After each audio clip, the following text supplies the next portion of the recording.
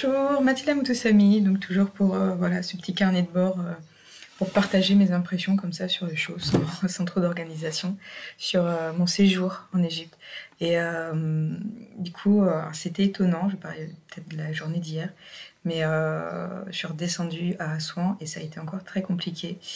Voilà, si vous avez suivi toute l'histoire, la première descente a été très compliquée. Dans l'énergie, il y avait vraiment des choses qui essayaient de m'empêcher ou de m'attaquer. Et là, j'ai eu encore une journée extrêmement compliquée pour redescendre voilà, jusqu'à Assouan. Donc, bon, cette fois, je me suis méfiée à l'avance, donc c'est passé.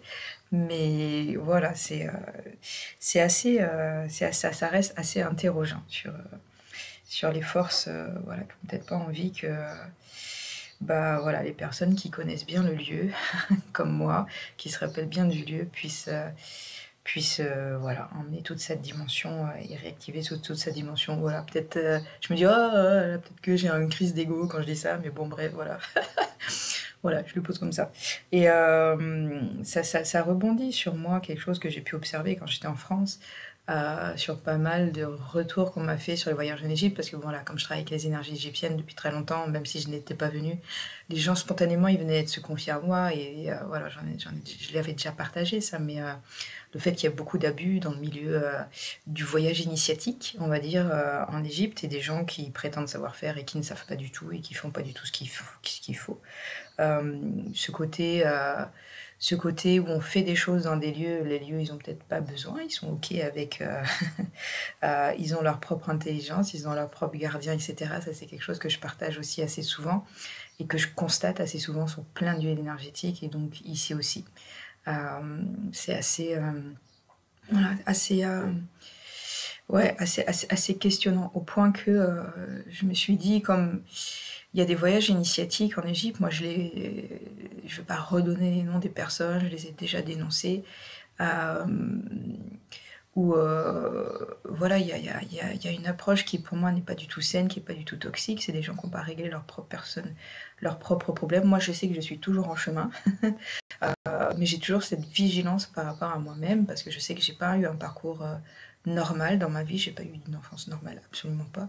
Donc la question d'être éthique et d'être dans une juste valeur et d'apporter la juste position aux personnes, c'est vraiment quelque chose qui est vraiment extrêmement important et auquel je serai toujours extrêmement vigilante, en sachant que voilà, j'ai un parcours de vie qui pourrait m'emmener à me faire croire que certaines choses sont normales alors qu'elles ne sont pas, à me faire croire que certaines choses sont saines alors qu'elles ne sont pas. Donc j'ai cette grande vigilance et du coup ce regard aussi en alerte par rapport à d'autres pratiques qui peuvent se faire, quoi.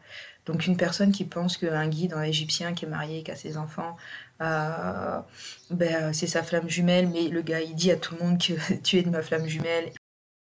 Bref, s'ensuit ce qu'il faut, mais surtout après moi je récupère des gens qui dans leur corps énergétique ne sont pas du tout réancrés, et ça c'est quelque chose dans mon travail, quand on expanse il faut recondenser, on laisse pas les gens planer en grande ouverture. Une femme qui est en grande ouverture, qui vient en Égypte, qui vit des grandes initiations, elle va être en ouverture, et ça veut dire vigilance aussi, parce qu'elle va être, elle, moins dans son discernement. Donc c'est la responsabilité de l'encadrant, des encadrants, et aussi de ramener énergétiquement. Voilà, c'est pas fermé, c'est juste que apprendre la personne à maîtriser ces notions d'ouverture, fermeture, etc. Parce qu'on a conscience du fait que voilà, il y a tout un tas de choses qui peuvent arriver. On ne vit pas dans le monde des bisounours et voilà, il faut être en maîtrise de ses corps énergétiques. Moi, enfant, j'ai eu plusieurs fois des gens qui arrivaient dans mon cabinet après des retours d'Égypte et qui étaient complètement en train de flotter, pas du tout réatterri, complètement en ouverture. Il fallait faire ce job de voilà, réaligner, réancrer. Ça ne veut pas dire refermer, mais que la personne puisse revenir à sa vie classique et normale, en fait. Et en tout cas, j'ai vu pas mal de gens qui revenaient d'Égypte comme ça, comme si la personne qui a fait le stage n'a pas pris le temps de faire le job, entre guillemets. Moi, ça me paraît important de faire ce job-là. Je vérifie que tout le monde est bien redescendu quand je fais des stages. J'ai pas encore fait officiellement de voyage, mais voilà, de vérifier tout ça, ça me paraît hyper important.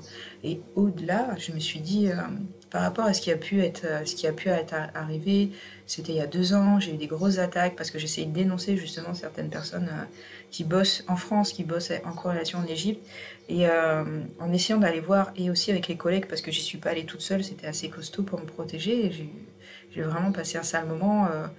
C'était pas des petites attaques pour me perturber, c'était des attaques pour que je meure. C'était pas des petits trucs. C'était pas du tout du béni oui-oui. Hein. Et du coup, on est allé chercher à plusieurs, j'étais épaulée, et on est allé voir, il y avait vraiment des énergies extrêmement sombres et extrêmement dark. Alors, j'aime pas être manichéenne habituellement, voilà, il y a des forces d'involution, il y a des forces d'évolution. Voilà, je n'aime pas la phrase tout est juste, je ne l'aime pas du tout. Mais là, quand j'ai vu ce qu'il y avait derrière, en tout cas avec ce que les mecs égyptiens, ils essaient de connecter à là où ils voulaient, soi-disant, consacrer certaines personnes, à je ne sais quoi, c'était pas dit quoi. Il y avait des énergies extrêmement, extrêmement, extrêmement sombres derrière. J'ai même pas envie d'aller voir. J'ai fait wow, c'est même pas du tout, du tout, du tout envie d'aller. C'est tellement dégueulasse que j'ai même pas envie d'aller voir quoi. Et je pense que ces personnes-là sont conscientes en tout cas. Je dis ça, alors ça peut être genre c'est pour nourrir de la peur, flipper. Non, il y a des gens qui font ça. Et du coup, c'était un peu ça m'a interrogée sur le fait, ouais, comme s'il y a un petit peu des pièges, que si vous venez en Égypte, que ce soit en voyage initiatique ou par vous-même, soyez vigilants.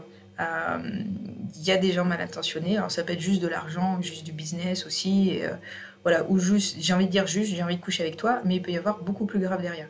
Je peux parler aussi de personnes qui, en travaillant avec ces personnes-là, soi-disant guides égyptiens, qui connaissent les énergies, blablabla, bref, qui se sont retrouvés extrêmement, extrêmement mal, qui ont cru qu'ils allaient mourir, et que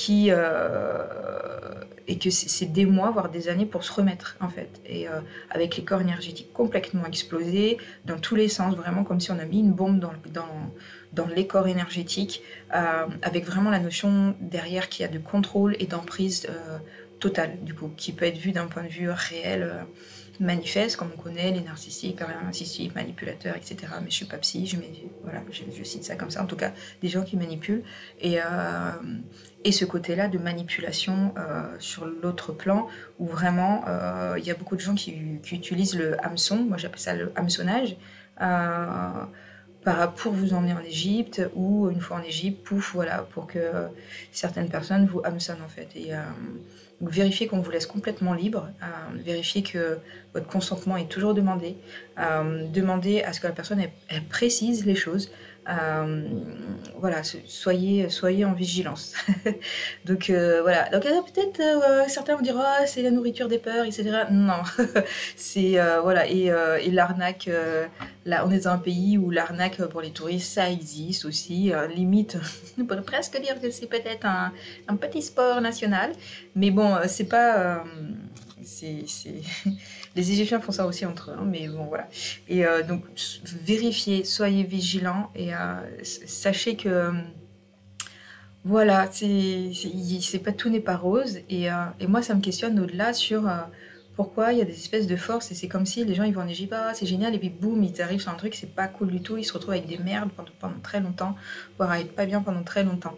Donc et c'est questionnant sur pourquoi il y a ces trucs-là, et pourquoi il y a tellement de choses cachées aussi officiellement sur tous les bâtiments en Égypte, pourquoi les recherches sont si peu sérieuses, entre guillemets, d'un point de vue archéologique, histoire de l'art, historique, pourquoi il y a tellement de choses qui ne sont pas recherchées, préservées, hein. Peut-être qu'il y a une question d'argent, je suis ok, il y a d'autres urgences pour la population locale égyptienne, d'abord faire manger les gens avant de garder les vieux bâtiments, je suis complètement d'accord avec ça, mais voilà, c'est toujours cette notion, je me questionne sur ces aspects-là, je me questionne sur le fait que je pense qu'on cache certaines choses, et qu'on essaye de dévier un petit peu quelque part. Il y a des gens qui un petit peu sont en Égypte et qui dévient les personnes de leur chemin de lumière. Pareil, je n'aime pas utiliser ce mot d'habitude, mais leur chemin d'évolution spirituelle, cool, etc. Donc Oh voilà, c'était un petit message un petit peu différent comme ça. Alors voilà, sans peut-être un peu de nourriture de peur, mais voilà, la peur c'est bien aussi, ça permet d'être vigilant et de ne pas oublier toutes ces neurones et de rester en discernement. Voilà. Donc et vraiment c'est des témoignages qui sont venus à moi, des plein de gens qui m'ont raconté les mêmes histoires. Ils m'ont raconté tous cette histoire de ah t'es mon âme sœur, ah t'es mon femme jumelle, blablabla, blablabla, et que je couche avec tout le monde, etc. Bref, voilà. Soyez vigilants. Voilà, je vous embrasse, bisous bisous.